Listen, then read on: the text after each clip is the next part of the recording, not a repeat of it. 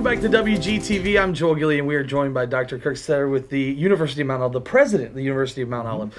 And the really cool thing, we got to sit down with you now because you're about to retire. Wow. After how many years? 9? Well, 9 years here at the university. So talk a little bit about your favorite part about the job. Oh, I think it's just the variety of things that I get to do as the president. If you think about it, a lot of times we're in a position where we're responsible for one aspect of an organization or program or whatever. In a president, I've got to be able to work across all the different issues that happen on campus. So I've got to talk to my academic people in terms of what happens in academics, or my chief financial officer, what happens in finance, or athletics, or fundraising. All those things come together because we have an organization where all those things cross impact with each other. And you can't say what happens in the academic area only impacts the academic area.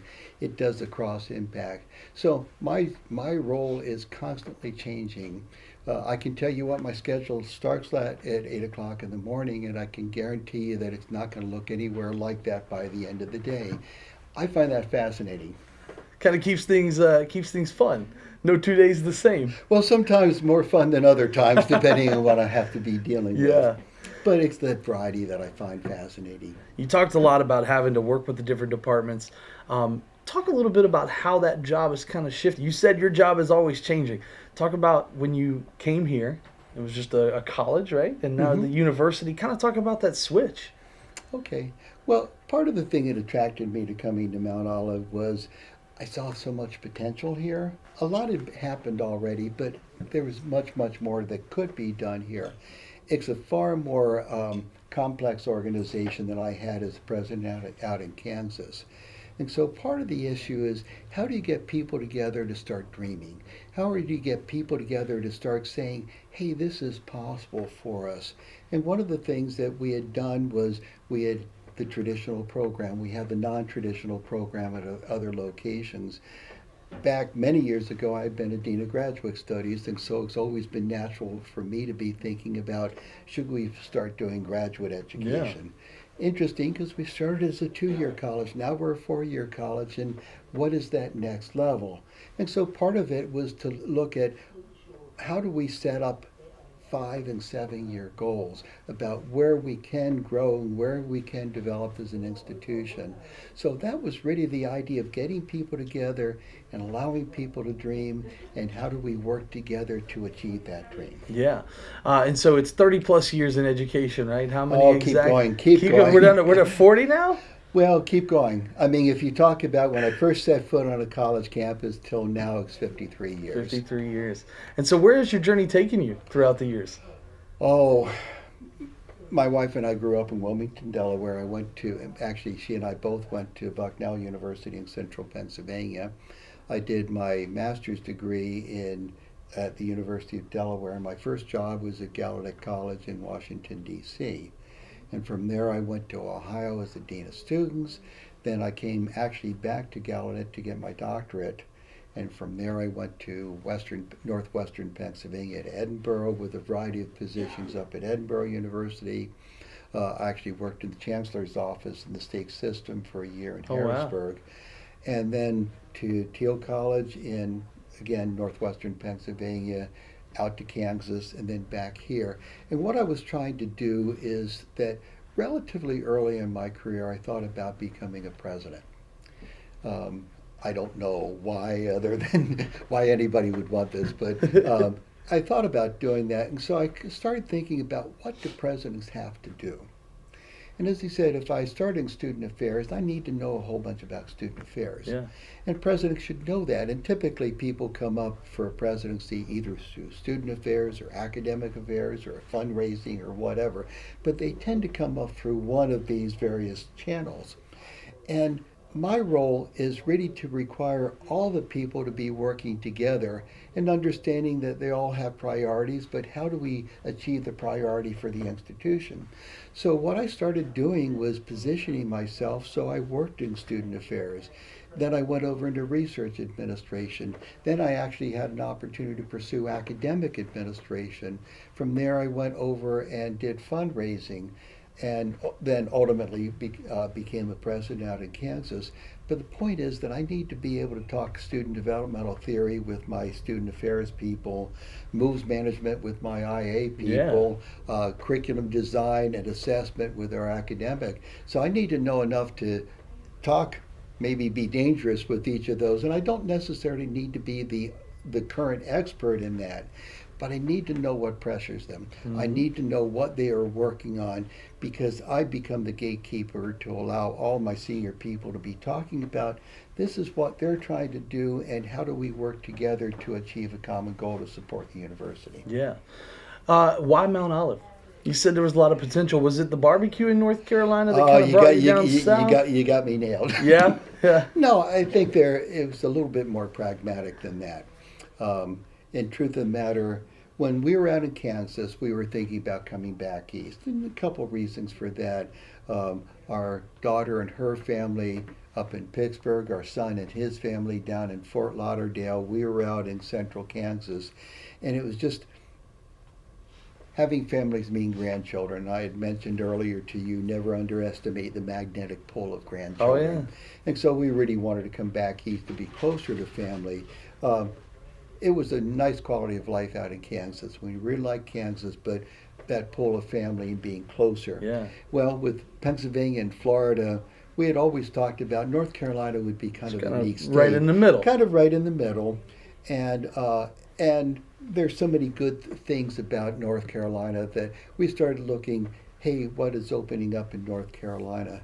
Now, I admitted to some people, I'd never heard of Mount Olive College before, where I was out in Kansas, and the person who was helping the search here for the next president, actually I knew because she had been working with us on other things out in Kansas, and she said, you really need to take a look at this school.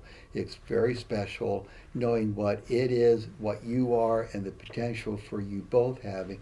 You would really be making a mistake if you didn't take a look at this. Yeah. And I've learned to listen to people. And so ended up having a long conversation with the board chair. So I had a better sense of what this institution was all about. And ultimately came out and interviewed, and what I was led to believe was absolutely right. Dr. Raper, really the founding president of the university, wrote a book, A Brief History of Mount Olive College. And we tell the story that was among the materials sent out to us before we came for the interview. Yeah. So I'd be over at work, and Mary would be at home, and she'd be reading this thing, and I'm trying to do a job as the president. And she's highlighting and sticky noting, and she's calling me, you got to look at this page, it is so you, kind of a thing. So it told such a compelling story about what was behind the formation of this institution and what was driving it and what it could do in service to particularly Eastern North Carolina and to the convention of Original Free Will Baptist. And that was really what motivated us to take a look at it. And as he said, once we first stepped foot on campus and had a chance to talk with people, you could just sense it. This really was a special place. Yeah. Frankly, still is. Yeah. And we felt the same way about the people we met from the church, and certainly the people we met in the community as well. Now, Mount Olive, not the biggest city. Talk about some of the. I know. Talk about some. Now of the, you tell me, right? Talk about some of the challenges in running a university in a smaller city. You guys have done an incredible job of getting the word out. But do you find that there's challenges, kind of being in a smaller town? Sure. I mean, but at the flip side, there are challenges of being in a big community. True. I was at a university in Washington, D.C., a little bit different than here. Yeah. Our university out in Kansas was in a town a little bit bigger than Goldsboro. There are pros and cons of any kind of a setting. Here you have an opportunity to really get to know people. It really is very much of a personal basis on that. And frankly, you have a recognition being a university in a small town much more differently than being at university in Washington, D.C., for example. So you've got an opportunity to do more things. I will tell you the one thing that I get really frustrated about is I could deal with rush hour traffic in Washington, D.C., but when I get behind 5 cars here in Mount Olive, it just drives me nuts. You're spoiled now. Why should that happen? But Mount Olive is neat because virtually all the things that you need on a day-to-day basis, you can get here in Mount Olive. Yeah. And you're 20 minutes away from Goldsboro. And so that next tier, if you want more shopping or if you want other kinds of things or more restaurants than we have here, you can do that 20 minutes away. If you want to go even a higher end from that, you're an hour and a half from Raleigh or from Wilmington, which are really major metropolitan areas as well. So what I like is the idea you got the best of all worlds. Yeah. I mean, you're in a small town, it's a very caring community, and we've got access to whatever we need to. When I left Gallaudet in DC, we went up to Edinburgh University. Now, the university itself is, well, at that point in time was about 7,000 students. But the town was not that much bigger than what Mount Olive is. A little bit, but not very much. And you had Erie, Pennsylvania, about the same distance away as Goldsboro is to here. And somebody said, how can you leave all these things in Washington, D.C.? I mean, we've got incredible arts, we've got incredible high-end restaurants. And the reality is we couldn't afford to do any of those things Right. at a DC market. So we go up to Edinburgh. We're 20 minutes away from downtown Erie that had its own community theater, had fantastic Broadway productions, reasonably priced restaurants. And so, frankly, from a cultural standpoint, we actually had better access Yeah. in a smaller setting than we did in DC. You just get used to you cannot be anonymous in a small town. Not that I have any desire to be that, but that's the reality, and some people can't adjust to that. Yeah. But if you can, you see all the beauty of what happens in a small town. Absolutely. You talked a little bit about your wife, and we talked a little bit off camera about how important that the wife of the president is. It's one of those positions that I feel like doesn't get enough recognition. Well, she would say you're right. Exactly. No, but actually, in fairness, this community and this institution has been very, very much understanding what she does. Mary and I would both tell you that what we've done as a team. And what we end up doing is, frankly, what you'd hope couples do. They complement each other. Yeah. And there's an aspect of what I can do, and there's an aspect of what she can do. And the smart thing is we don't try to mimic each other. Classic thing. She's a hugger. The neat thing is she'll telegraph a hug 10 feet away. So, I mean, there's no issue that she's out for a hug Yeah. on that one. I can't do something like that. Part of it, I don't know if I'm too German or it's just me. But, we end up complimenting each. I'm running a university. She is not. But she's providing a warmth, a care, a love, and outreach and support to the students that just absolutely complements everything that we talk about. Having a university that is serving our students, serving our church, serving our communities in that holistic framework. She's had a great appreciation of the cultural arts and has worked on arts councils, and she set up the Fine Arts Council here, Fine Arts Circle for the purpose of supporting the cultural arts here. That's been something that's been it's been important to both of us, but she's had the latitude to go ahead and spend more time on that. Very much engaged with the students. That's an area where we do complement. We actually bring all the freshman students over to our house in the fall in their various advising groups, and we cook dinner for them. That's cool. And I cook the entrees. She does the baking because I don't like baking. Yeah. She doesn't like the entrees, but she loves baking, and The complimenting. everybody is better off for that, and her chocolate chip cookies are famous across the student body. But it's a nice opportunity where we can sit down with a group of students, get to know them, and they can get to know us. And the fascinating thing that we get to do is we get to follow these students over the 4 years. And so we'll go to an arts performance, or we'll go to an athletic contest, or we'll go to this, and we'll see the students and watching them grow over the 4 years. I can't think of any profession that is as cool. rewarding as what we can do, because we see why we matter. We see the way that we're impacting and providing the support and the guidance and direction to the students. They're the ones that do the work, but boy, we can create the foundation for them to do that. Yeah. I know there's a lot of big things that have happened. If you had to kind of give me a Spark Notes version of some of your favorite accomplishments while you've been here, what would you say those would be? I always go back. I like the fact that we've dreamed and we recognize that we can continue to grow and have more of an impact on more people. So, one, just the ability to dream Yeah. is really important. The second of all aspect is I tell people that one of the things I firmly believe in is you got to set goals. It's very easy if you don't set a goal, then you'll kind of meander through life. Yeah. And it's not that you're doing anything badly, but it's just that you're not moving towards anything. And so, what I encourage people to do is to look around and say, is there something that we're not doing here that, you know, you feel passionate about that you'd like to work towards? And what I'd like you to do is, you know, work towards that. So 5 years from now, and I'm picking that as somewhat arbitrary, but not completely arbitrary, and say, this is here because I saw the need for it. I was willing to champion it, and now we have this. We have a chess club that we didn't have before because somebody saw a need for that.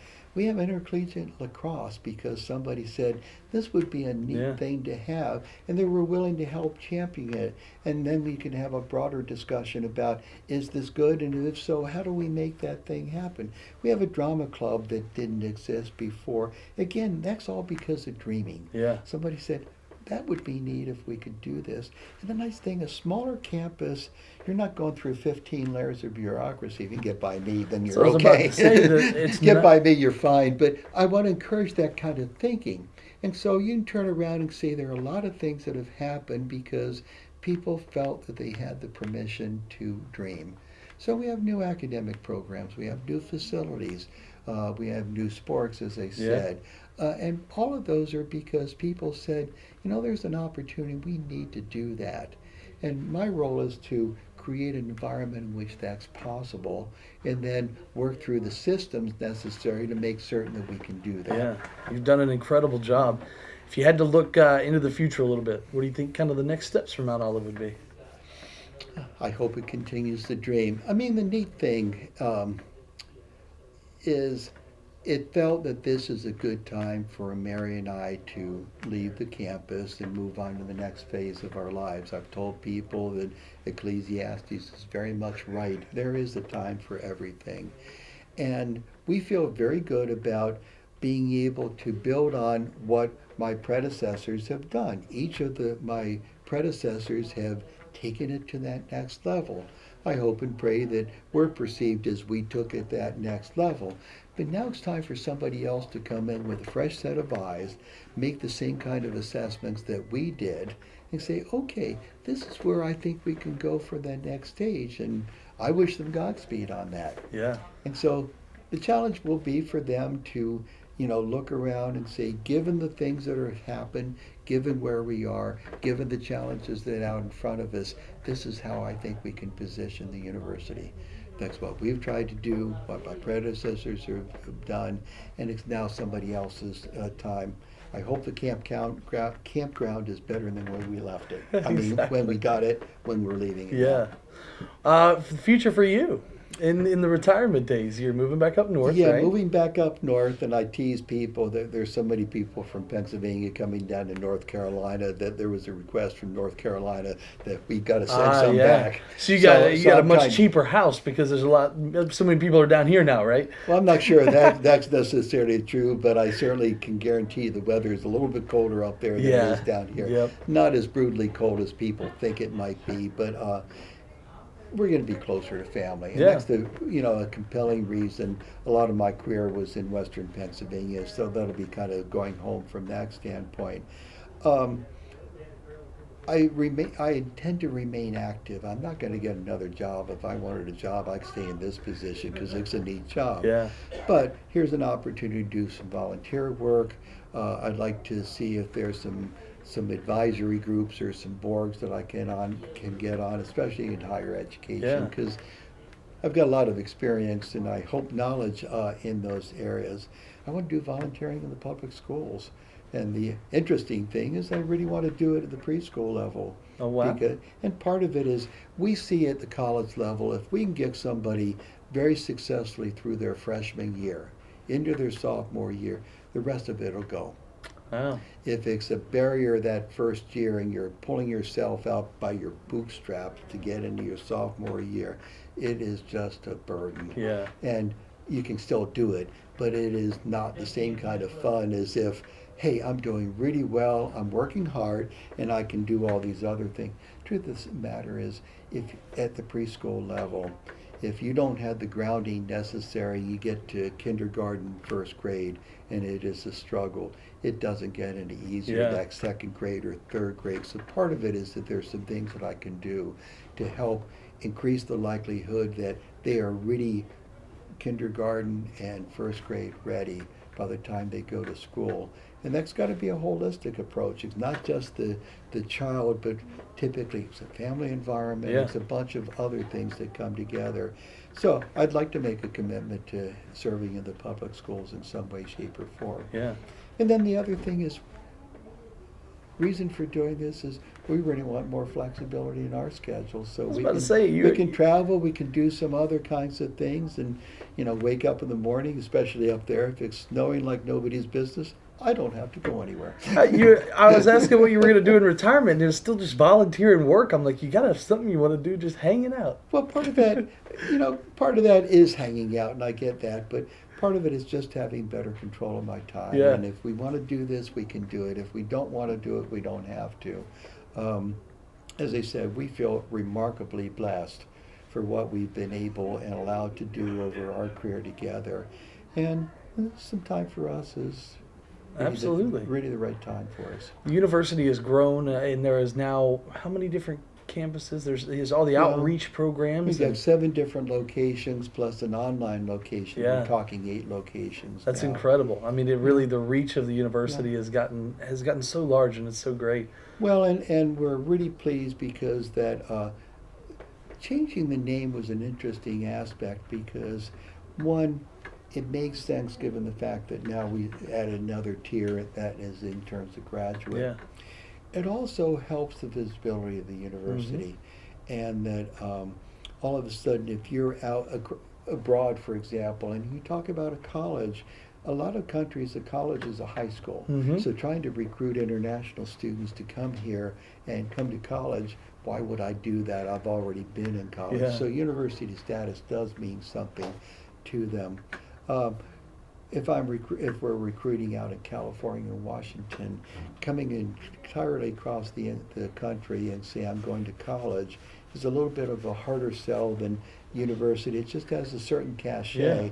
I think it's an accurate representation of the complexity that we are, the comprehensiveness that we are, but it just better explains what we are.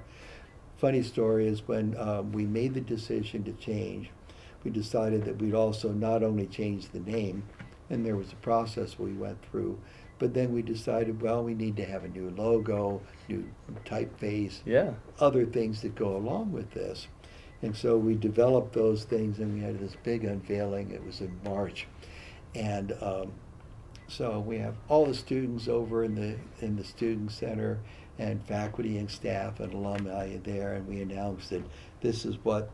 Well, they knew what the name was, but here's our new logo. This is new typeface for it and everything, and we unveil this, and everybody gets really excited because they were really, really good looking. And one of our students, an international student, starts texting her parents saying, I don't know how to tell you this, but I'm no longer in college. Well, they freak out, trying to figure out what is happening. Yeah. Then she, smartly, by the way, texts back, I'm in university now. So It's hilarious. So it's just interesting the far reach, and we've got students. We've got about 10% of our traditional students are international. Wow. Which has been a really, really good progression because our students from Eastern North Carolina get exposed to people from around the world, and that really helps open up a Absolutely. broader awareness. Truth of the matter is our international students get a very different flavor of the United States and what it means to be American values than you would get if you're watching a movie out of Yeah. Los Angeles or a movie out of New York City Yeah. or somewhere else. And our out-of-state students, have really contributed a lot because we're moving up and down the eastern seaboard primarily with lacrosse. but also a lot of track and field and volleyball is coming from all over the country Yeah. as well. So this is a remarkably diverse campus. It's very easy to think in terms of you're in a small town, eastern North Carolina. This is probably a pretty insulated, isolated, homogeneous group, and we're anything but any of those. Yeah. Well, look, you have answered all my questions. Is there anything that we haven't talked about you'd like to talk about? One, we just appreciated the opportunity to be here at this university. It is something that, as they said, we had never heard of this college before we started, looking into it, and it is an incredible place. And I know that we feel blessed for having the opportunity to be here. We'll go up to Pittsburgh and going with incredible memories of this place, and we can't do anything other than to thank all the people around here and be very much at peace and relaxed. Yeah. Well, best of luck in your retirement. Thank you for everything you've done for the college, the university, and for everyone in Wayne County, because you've done a lot of stuff outside of just the university. So, and part of that is we've got to be part of that larger world. Yeah. And so we've been active with the town here, active with the Wayne County as a whole, and frankly, all of Eastern North Carolina. Yeah. That's what we do. That's what we should be doing. And as you said, we're fortunate to have been able to do that. Absolutely. Yeah. That's all I got. Okay. Well, thank you so much for your time. Thank you so much for asking the opportunity for us to talk. Thank you so much. Okay. And if you get up to Pittsburgh and don't mind the cold weather, stop and see us. Hey, we'll do it. Okay. We'll do it. Thank you so much. Okay.